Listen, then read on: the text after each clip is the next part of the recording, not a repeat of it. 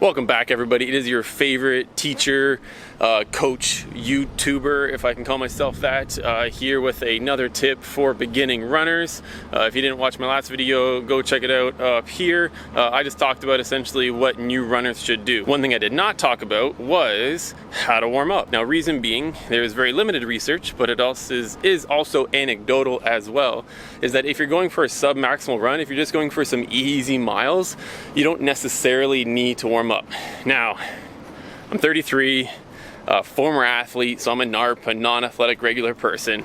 I have the usual pains. I'm about 400 meters in. I didn't start talking right away because I was just stiff. Everything's hurting. And by everything, I just mean my hips. That I guess someone my age has from just moving around, and I feel like I'm getting older. I feel like I'm gonna have some older viewers on here that are gonna comment about that. But nonetheless, if you watched any of my previous running videos, you know my calves hurt, you know my hips hurt. I think my legs are starting to feel it. So I think I just gotta drop the intensity right down today and just enjoy running again.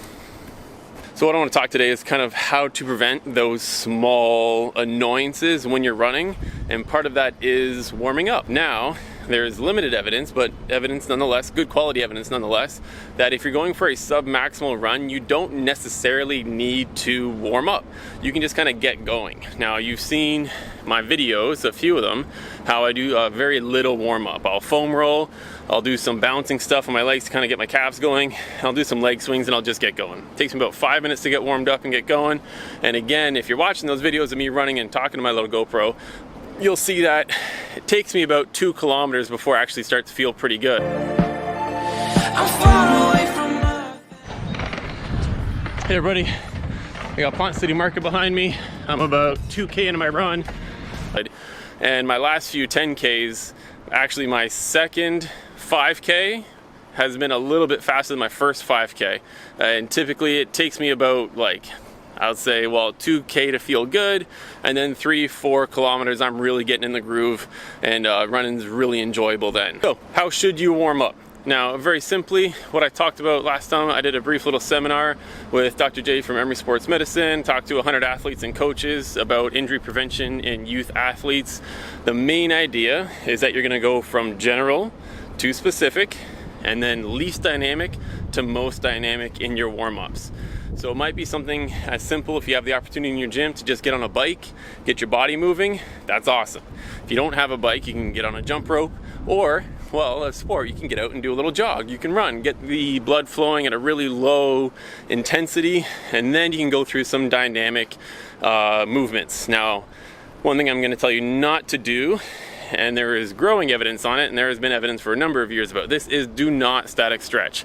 Especially the more, I don't use the word dynamic again, but the more powerful your movements are gonna be in whatever you're doing, the least you want to static stretch. Now, there's a time and place to static stretch. However, warming up for any sort of high intensity exercise is not the place to do that. So one of my favorite things to warm up with is the foam roller. There's a large body of evidence looking at how when you use it afterwards, it helps with recovery and it makes you feel better. But there's also growing evidence that if you foam roll before, it helps with acute ranges of motion and it just gets your body kind of ready to go. So I always like to start with a good little foam roll, and then I'll go through a little bit of dynamic movement, followed up by a more specific movement, and then I'll actually do a few little sprints before I go out and run for any time that I'm really gonna test my speed. So that's pretty much it today. Check out my other videos. I've talked quite a bit on warming up, so I'm not going to harp on it too much today. So just remember, from general to specific, from least dynamic to most dynamic, and then you should be good to go. Now, don't forget to also kind of cool down. That does, or warm down, whatever you want to call it.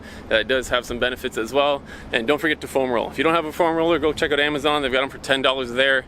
They all work. It's absolutely fantastic. So check them out. And that's your running tip for the week.